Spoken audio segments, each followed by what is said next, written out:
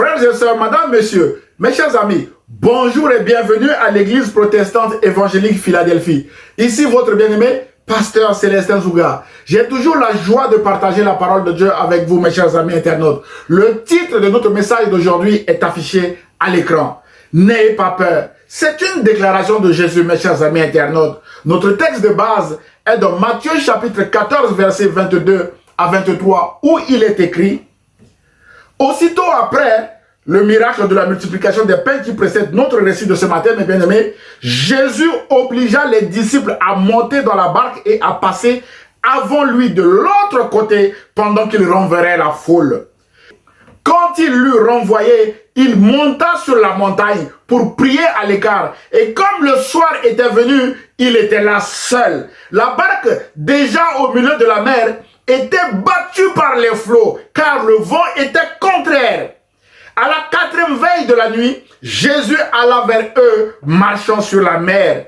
Quand les disciples le virent marcher sur l'eau, ils furent troublés et dirent: c'est un fantôme! Et dans leur frayeur, ils poussèrent des cris.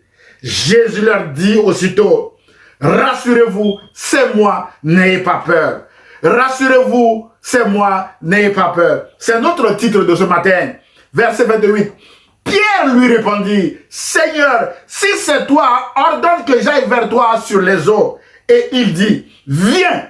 Pierre sortit de la barque et marcha sur les eaux pour aller vers Jésus. Mais voyant que le vent était fort, il eut peur. On souligne peur. Et comme il commençait à enfoncer, il s'écria: Seigneur, sauve-moi. Aussitôt, Jésus étendit la main, le saisit et lui dit: homme de peu de foi, pourquoi as-tu douté? Et ils montèrent dans la barque et le vent cessa. Verset 33. Ceux qui étaient dans la barque vinrent et se prosternaient devant Jésus et dirent: tu es véritablement le Fils de Dieu. Mes chers amis internautes, frères et sœurs, la peur est un élément fondamental de la vie humaine. Tout le monde l'éprouve. En effet, Dieu a programmé dans notre organisme une saine mesure de peur.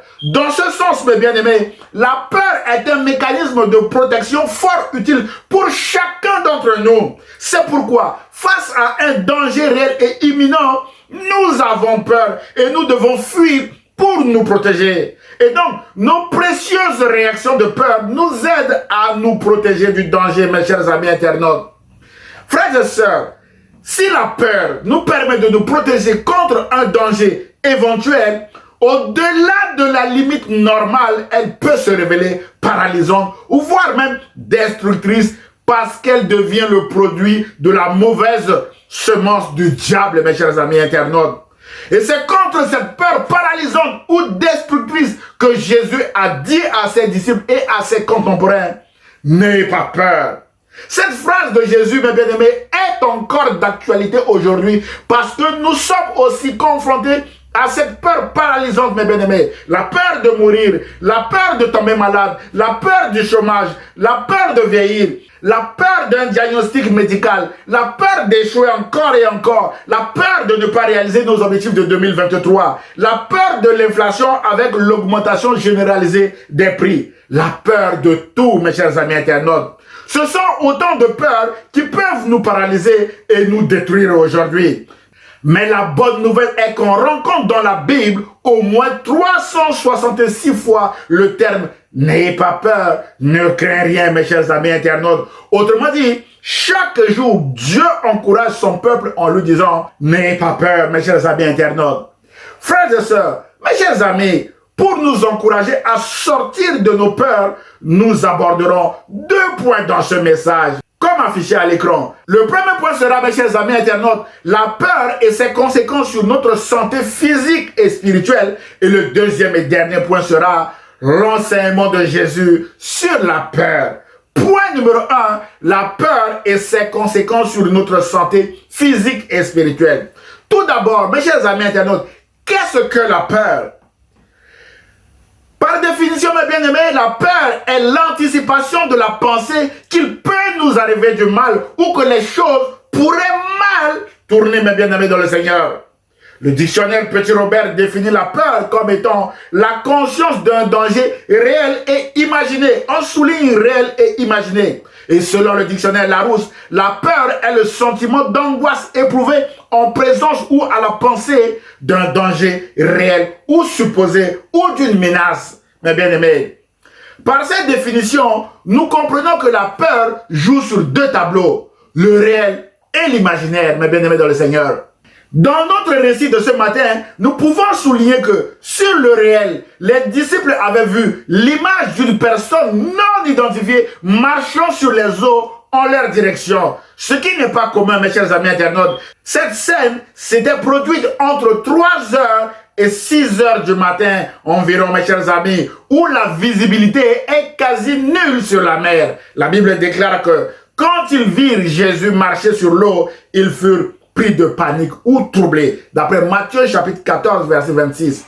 Et sur l'imaginaire, les disciples ont imaginé qu'à cette heure-ci, personne ne pouvait venir de cette manière vers eux si ce n'était un fantôme. Et la conséquence de cette imagination va les plonger dans la peur accompagnée de cris de détresse. La Bible dit, ils se mirent à pousser des cris de frayeur. D'après Matthieu chapitre 14, verset 26. Même après que Jésus ait décliné son identité, les disciples n'étaient toujours pas rassurés, mes chers amis internautes. C'est pourquoi Pierre lui dit, Seigneur, si c'est toi, ordonne que j'aille vers toi sur les eaux. D'après Matthieu chapitre 14, verset 28 que nous avons lu tout à l'heure. Et la bonne nouvelle est que la fin de cette histoire confirme que les disciples avaient eu peur pour rien du tout, mes chers amis internautes. C'était le grand maître Jésus qui venait miraculeusement vers eux, mes bien-aimés dans le Seigneur. Frères et sœurs, mes chers amis internautes, peut-être que ce matin, vous êtes en train de craindre quelque chose d'imaginaire, une maladie fantôme ou une maladie réelle pour laquelle Jésus va vous guérir. Peut-être que ce matin, vous êtes en train de craindre un divorce qui n'aura peut-être pas lieu parce que Dieu vous restaurera. Peut-être que ce matin, vous êtes en train de craindre un célibat, mes bien-aimés dans le Seigneur, qui va bientôt cesser parce que Dieu pourvoira à votre futur époux ou épouse, mes bien-aimés dans le Seigneur. Peut-être que ce matin, vous êtes en train de craindre un licenciement ou un chômage sans effet parce que Jésus vous ouvrira une autre porte, mes bien-aimés dans le Seigneur. Mon frère, ma soeur, Dieu vous dit en Ésaïe chapitre 41, verset 10 à 13 que ne crains rien, car je suis avec toi. Ne promène pas des regards inquiets, car je suis ton Dieu. Je te fortifie. Je viens à ton secours. Je te soutiens de ma droite triomphante. Et Jésus, mes bien-aimés, vous dit ce matin, rassurez-vous, c'est moi, je viens à votre secours, n'ayez pas peur. Rassurez-vous, c'est Jésus, n'ayez pas peur, mes chers amis internautes. Je vais vous faire sortir de la situation qui vous fait peur, comme j'ai fait sortir Pierre qui a coulé dans l'eau à cause de la peur, vous dit Jésus de Nazareth ce matin. Mes chers amis internautes, nous n'avons pas à craindre, vous n'avez pas à craindre, mes bien-aimés dans le Seigneur. Alors, quelles sont les causes de la peur, mes chers amis internautes? Frères et sœurs, parmi les causes de la peur, nous pouvons citer ce matin la persécution comme l'une des causes principales de la peur dans le monde. La persécution est un traitement injuste et cruel infligé qui fait peur et qui nous paralyse dans bien de situations de la vie, mes chers amis internautes. La persécution nous pousse à prendre la fuite, à démissionner, à abandonner le ministère, à quitter notre famille ou parfois notre pays pour nous réfugier ailleurs, mes chers amis internautes. L'une des causes de la peur que nous voulons également évoquer ce matin est la surprise. Être surpris, mes bien-aimés dans le Seigneur, c'est être pris au dépourvu. La surprise peut provoquer un engourdissement des facultés intellectuelles et entraîner des réactions inappropriées. La surprise a souvent été la cause de mauvaises décisions, de défaites ou de trahison, mes bien-aimés dans le Seigneur, parce qu'on ne s'y était pas préparé. Exemple, Pierre avait été surpris par les questions. Toi aussi, tu étais avec Jésus, ce Galiléen. Et Pierre a pris la mauvaise décision de renier 3 fois le Seigneur, mes chers amis internautes.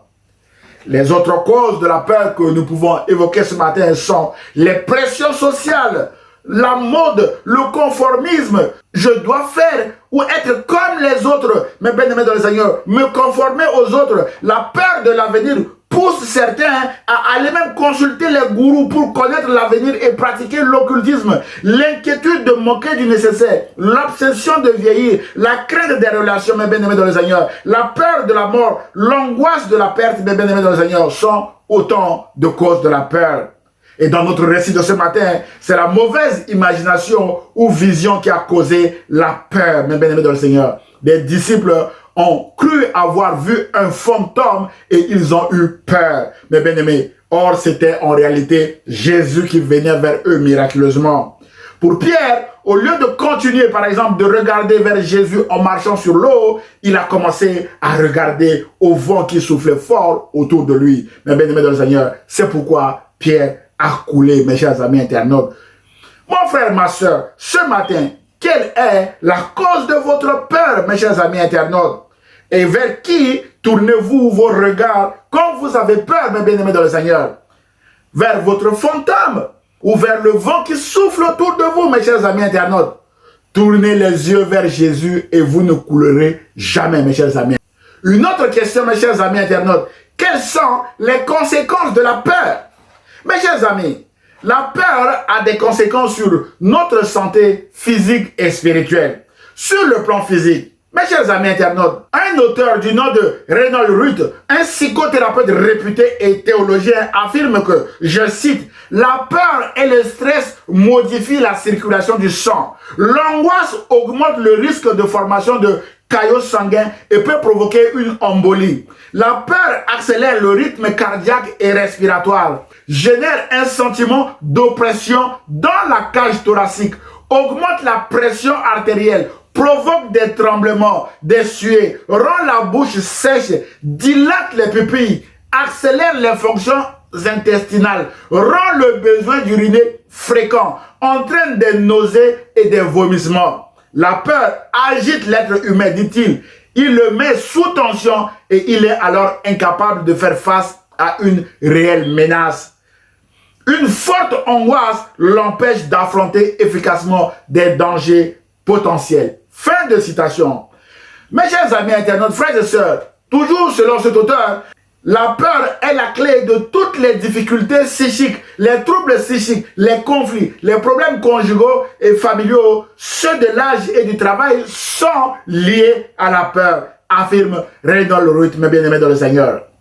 Frères et sœurs, la plupart des frayeurs ne résultent pas de dangers réels, mais de pensées et d'idées engendrées par la peur. Ces pensées transforment les peurs en catastrophes parce qu'elles détruisent notre santé. C'est pourquoi la Bible déclare en Proverbe chapitre 12, verset 25 que l'inquiétude dans le cœur de l'homme l'abat, mes bien-aimés dans le Seigneur, d'après la version Louis II, ou encore le souci au fond du cœur déprime un homme, mes bien-aimés dans le Seigneur.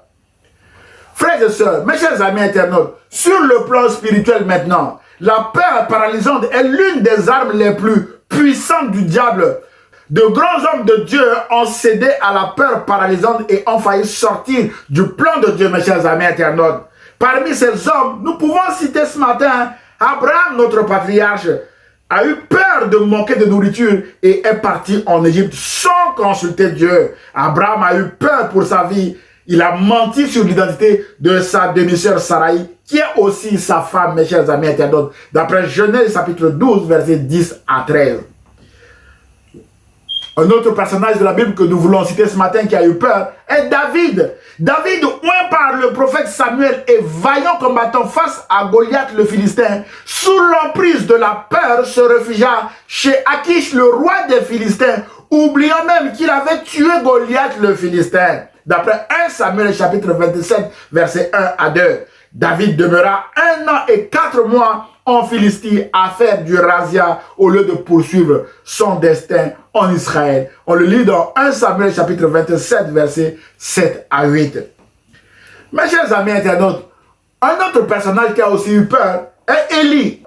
Le prophète Élie, sous la menace de la reine Jézabel, prit peur et s'enfuit pour sauver sa vie. Il tomba dans la dépression et demanda la mort à Dieu. D'après 1 Roi chapitre 19, le remède prescrit par le Seigneur comprendra un repas et un repos réparateur. Un autre personnage que nous voulons également souligner ce matin, mes bien-aimés, est le roi Saül. La Bible déclare que lorsque Saül vit le camp des Philistins, il eut grand peur et son cœur fut saisi d'angoisse, mes bien-aimés dans le Seigneur. Il a eu en même temps la peur et l'angoisse, mes chers amis. D'après 1 Samuel chapitre 28, verset 5. Alors, il consulta une magicienne et se suicida, mes chers amis internautes. L'une des conséquences dramatiques de la peur. Ce matin, mes bien-aimés dans le Seigneur, nous avons vu que l'apôtre Pierre a eu peur et il a coulé également dans l'eau, mes chers amis internautes. La peur peut faire couler un homme. Alors, quel est l'enseignement de Jésus au sujet de la peur? Point numéro 2, l'enseignement de Jésus sur la peur. Mes chers amis internautes, frères et sœurs, le premier enseignement que Jésus a donné au sujet de la peur, de l'angoisse et de la tristesse est la prière. Nous devons prier comme Jésus a prié face à la peur. C'est la prière qui ouvre la porte à Dieu de travailler dans nos vies, car il y a une puissance dans la prière. C'est pourquoi, dans son sermon sur la montagne, Jésus nous a appris à prier dans un lieu secret ou dans notre chambre. Ainsi donc, nous devons prier avec nos époux ou épouses chez nous, dans notre chambre, mes bien-aimés dans le Seigneur, afin que Jésus nous délivre de nos peurs et de nos angoisses. Mes chers amis internautes, frères et sœurs, à Gethsemane, face à la tristesse, à l'angoisse ou à la peur, Jésus nous apprend aussi à prier avec un cercle restreint d'amis, comme il a fait avec Pierre, Jacques et Jean. La Bible déclare en Matthieu chapitre 26, versets 36 à 37 que Jésus alla avec eux dans un lieu appelé Gethsemane et il dit aux disciples, asseyez-vous ici pendant que je m'éloignerai pour prier. Il prit avec lui Pierre et les deux fils de Zébédée, Jacques et Jean, et il commença à éprouver de la tristesse et des angoisses. Mon frère, ma soeur, la tristesse, l'angoisse ou la peur sont des armes redoutables du diable. Nous avons vu que de grands serviteurs de Dieu ont cédé à la peur. Rappelons-nous que l'angoisse, la peur et l'anxiété sont des fléaux qui sont à l'origine des maladies psychiques et qui peuvent nous abattre si nous restons isolés. C'est pourquoi Jésus nous apprend à ne pas nous isoler, mais à veiller et prier avec un groupe très restreint de personnes de confiance qui peuvent nous aider parce que lui-même s'était mis à l'écart pour prier avec Pierre et les deux fils de Zébédée, mes chers amis internautes. Frères et sœurs, mes chers amis, le deuxième enseignement de Jésus que nous voulons souligner ce matin est la peur du lendemain. Dans Matthieu chapitre 6, verset 25, où Jésus a dit, « Ne vous inquiétez pas en vous demandant, qu'allons-nous manger ou boire? Avec quoi allons-nous nous habiller? La vie ne vaut-elle pas bien plus que la nourriture? Et le corps ne vaut-il pas bien plus que les habits? » Frères et sœurs, mes chers amis internautes, Jésus nous donne trois raisons de ne pas nous inquiéter. La première raison est que l'inquiétude est inutile à cause de notre Père Céleste. Jésus a dit, « Regardez les oiseaux du ciel, ils ne sèment ni ne moissonnent et ils n'amassent rien dans des greniers et votre Père Céleste les nourrit. Ne valez-vous pas beaucoup plus qu'eux, mes bien-aimés ?» D'après Matthieu chapitre 6, verset 26. Puis Jésus rajoute, « Qui de vous, par ses inquiétudes, peut ajouter une coudée à la durée de sa vie ?» D'après le verset 27, mes bien-aimés dans le Seigneur. Personne ne peut rajouter une coudée à la durée de sa vie en s'inquiétant, mes chers amis internautes. Non seulement que nous ne prolongerons pas notre vie par nos inquiétudes, mais nous pouvons même la raccourcir, comme il est écrit dans Proverbe chapitre 12, verset 25, que l'inquiétude dans le cœur de l'homme l'abat. Mes bien-aimés dans le Seigneur, nous pouvons nous faire abattre par notre inquiétude. La deuxième raison de ne pas nous inquiéter ce matin est que l'inquiétude est incompatible avec la confiance en Dieu. Si nous nous inquiétons, de quelle foi faisons-nous preuve, mes chers amis internautes? Selon Jésus, nos inquiétudes font de nous des gens de peu de foi, d'après Matthieu chapitre 6, verset 30. Frères et sœurs, mes chers amis internautes, c'est surprenant de voir que nous faisons confiance à Dieu pour aller au ciel, ce qui est le plus grand de tous les dons. Mais nous ne faisons pas confiance à Dieu pour les soucis quotidiens de la vie. Apprenons, mes chers amis, à faire confiance à Dieu dans tous les domaines de notre vie. La troisième et dernière raison de ne pas nous inquiéter ce matin est que l'inquiétude est déraisonnable à cause de notre avenir qui est entre les mains de Dieu. C'est pourquoi Jésus a déclaré: ne vous inquiétez donc pas du lendemain, car le lendemain aura soin de lui-même. À chaque jour suffit sa peine. D'après Matthieu chapitre 6, verset 34.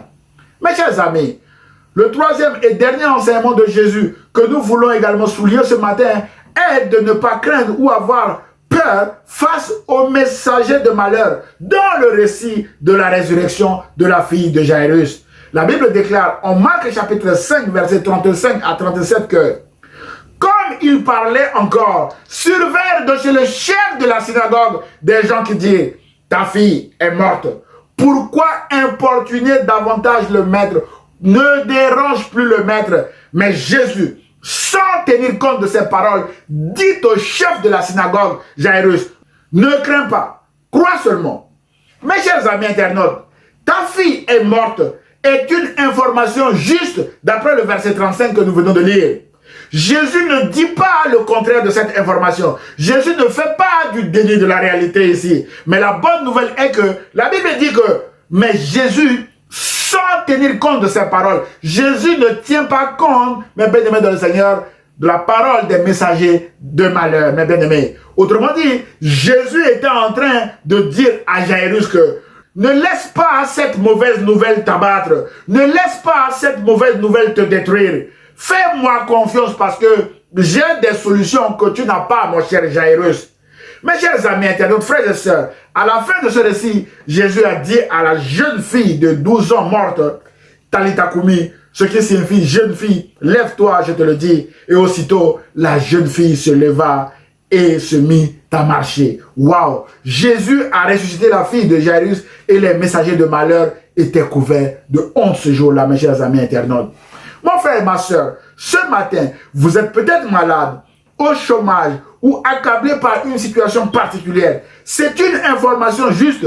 Jésus connaît vos problèmes et ne fait pas du déni de la réalité parce que vos problèmes sont réels comme ceux de Jairus, mes bien-aimés. De la même manière, Jésus vous dit ce matin, ne laissez pas la peur vous détruire. Ne laissez pas la peur commander vos décisions. Ne laissez pas la peur contrôler vos émotions. Ne laissez pas la peur voler votre joie et abîmer votre santé. Parce que Jésus a des solutions que vous n'avez pas, mes chers amis internautes. Mon frère, ma soeur, faites confiance à Jésus comme Jairus l'a fait et vous verrez la gloire de Dieu s'accomplir dans votre vie. Jésus a dit à Jairus, ne crains pas. Crois seulement. Mon frère, ma soeur, ne craignez pas, croyez seulement. En effet, là où vous voyez le péché, Jésus voit le pardon. Là où vous voyez la maladie, Jésus voit la guérison. Là où vous voyez des gens emprisonnés par la dépression et la peur et l'angoisse, Jésus voit la délivrance, la paix et la joie. Là où vous voyez l'échec, Jésus voit la victoire. Là où vous voyez la mort, Jésus voit la vie. Parce qu'il est la résurrection, mes chers amis internautes. Enfin, là où vous voyez le désespoir, Jésus, lui, il voit l'espoir, mes bien-aimés dans le Seigneur. Alors, n'ayez pas peur, faites confiance à Jésus, mes bien-aimés dans le Seigneur. En conclusion de notre message de ce matin, mes chers amis internautes, frères et sœurs, après que Jésus ait délivré ses disciples de cette peur paralysante et destructrice, dans notre récit de ce matin, la Bible déclare en Matthieu chapitre 14, verset 33 que ceux qui étaient dans la barque vinrent se prosterner devant Jésus et dire à Jésus que tu es véritablement le Fils de Dieu. Mon frère, ma soeur, Jésus-Christ est Seigneur. Jésus-Christ est véritablement le Fils de Dieu. C'est pourquoi ce matin, nous avons porté une attention particulière sur l'enseignement de Jésus au sujet de la peur. Et j'ose espérer que cet enseignement va nous aider à sortir de notre peur, mes bien-aimés dans le Seigneur. Jésus veut vous délivrer de vos peurs ce matin. Ce message vise à vous encourager à accepter Jésus d'abord comme votre Seigneur et Sauveur. Si vous ne l'avez pas encore fait, et surtout, ce message vous invite à confiez vos peurs à Jésus, mes bien-aimés. Non seulement que Jésus vous délivrera de la situation qui vous fait peur actuellement, mais aussi il vous donnera la vie éternelle, mes bien-aimés dans le Seigneur. Enfin, Dieu vous dit ce matin, en Ésaïe chapitre 45, verset 2 à 3, que je marcherai devant toi, j'aplanirai les chemins montueux, je romprai les portes d'airain et je briserai les verrous de fer. Je te donnerai des trésors cachés, des richesses enfouies, afin que tu saches que je suis l'Éternel qui t'appelle par ton nom, le Dieu d'Israël.